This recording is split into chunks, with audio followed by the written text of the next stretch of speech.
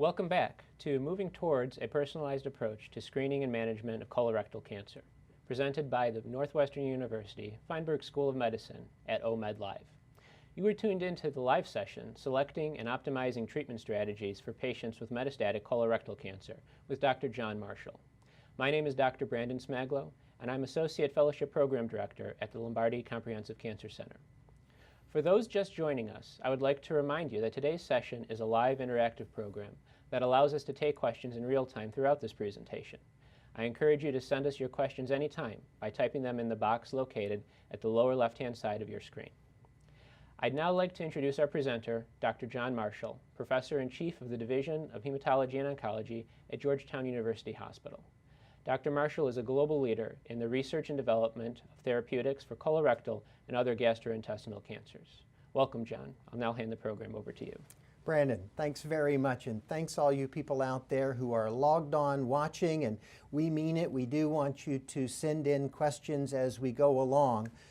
I'm going to spend about 40 minutes covering the current data that's out there in metastatic colorectal cancer. We're going to talk about new biologics, their role, their place, some of the new trials that have come forward that support their inclusion in the treatment pathway. But we're also going to talk a little bit about some of the new biology that we're learning around colorectal cancer, and even some of the new molecular profiling work that's going on out there and how that might factor in to your day-to-day practice for metastatic colon cancer. So I hope this is useful to you and you enjoy it, but do interact with us through the online portal and we'll interrupt and take those questions as they come in. So almost everybody online learned that colon cancer happens according to this algorithm, that over the period of 5 to 15 years, we go from normal colon to polyp to invasive cancer to metastatic cancer. And we think of that one cancer sort of evolves into the next one and so forth. If that were true, then the drugs that we use in, say, stage 4 disease would also, in theory, work in stage 2 and stage 3 in the adjuvant setting. But unlike many of the other cancers that we take care of out there, that's not come true in colon cancer. So I actually believe that this may be somewhat of a distraction, that stage 2 disease and stage 3 disease and stage 4 disease may in fact be born and not evolve one to the next. And we're slowly getting to the point where we are doing novel molecular testing to analyze the different colon cancers and tell them apart, not just using a microscope, but actually using more gene testing. And I'm hoping that as we learn and move from there, we'll really move the bar in the disease itself. Now, part of our problem is we still use this guy's tool to diagnose every cancer we take care of out there. Almost every cancer I take care of, I get the same diagnosis from the path department: adenocarcinoma. And we've got to evolve beyond that. Like over there in the breast cancer clinic, they already do ER/PR, HER2, triple negative, for example.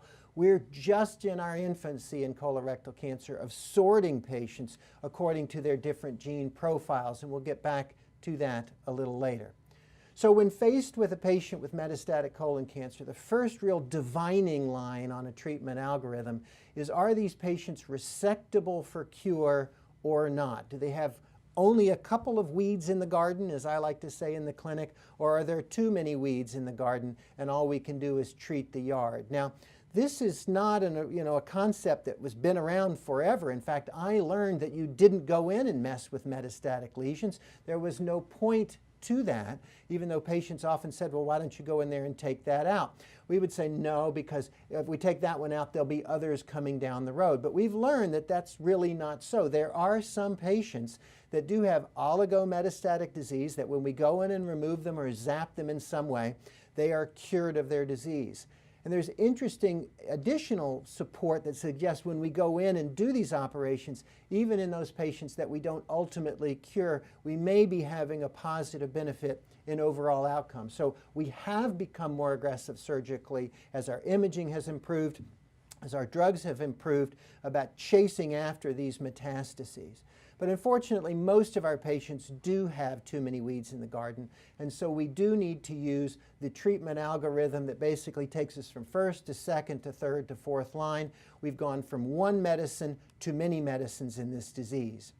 But when I first started out many, many years ago now, we only had one drug, and that, of course, was 5-FU. And we were sort of lost in the desert, if you will, praying for manna from heaven every day for new medicines to come. But they simply didn't. And what we did was optimize the 5-FU drug that we had. And we did make some minor improvements in how we were giving 5-FU, but no major impact. Until finally our prayers were answered, and in around 2000 to 2005, manna does come from heaven in the form of irinotecan, capecitabine, oxaliplatin, then the biologics, 2 EGFR drugs and a VEGF drug. And we move the bar. Median survival in metastatic colon cancer goes from under a year in a 5-FU only world now to 2 to 3 years. And we were so excited with all of these new medicines that we didn't actually hear when heaven's doors shut in about 2005, and no new medicines emerged for the treatment of metastatic colon. And we couldn't really figure out why we were not having more success. We were testing other medicines, but we really weren't having the kind of benefits that they were seeing in many of the other diseases.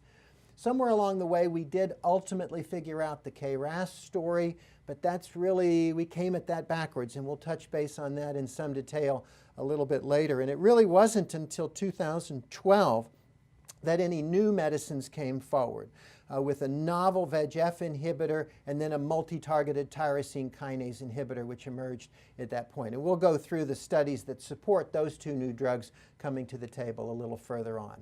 How do you take care of colon cancer? Well, you reach into your pocket and you pull out your handy-dandy guidelines. And these are my favorite just because they're so colorful. The ESMO guidelines was just a fascinating paper that supported this, that basically said you could almost do this any way you wanted. It had a principle of give all the patients all the drugs, and you could kind of do them in any sequence you wanted with a few restrictions here or there. And so we really don't know the best way to play this game with our patients. And we want this to be somewhat loose, right? Because if it's on the guideline, the insurance people will cover it. Right? It doesn't have to have a formal FDA approval. As long as it's on the guideline, that guy from Aetna on the phone will say, okay, you can do that with your patients. And we want this to be a little loose because we know that we shouldn't be treating every patient the same way every time. We need to play a smart chess game, and so we need to know how the pieces move in order to play the best chess game with the opponent that's sitting across the exam room table from us. So what about the basics of met colon? So we know the chemotherapy drugs, fluoropyrimidine, oxaliplatin, and irinotecan, the three main drugs that we use in chemotherapy. And we've pretty much shown that capecitabine in almost all circumstances is essentially the same as IV 5-FU and leucovorin. They're different in delivery and toxicity profile, but their efficacy benefit is pretty much the same. So I think they're interchangeable. And while oxaliplatin and irinotecan have different mechanisms of action, their impact on the treatment of the metastatic disease is very similar. And so whether you use one first line or one second line or vice versa, they're very similar. They have different toxicities, and that plays into our management scheme of things. But they are basically interchangeable in many circumstances. But they can't all be mixed and matched. For example, there's yet to be, that I know of, a positive study using an EGFR drug with oral fluoropyrimidine. So it may be that capecitabine and the EGFR monoclonal should not be given together in favor of other recipes.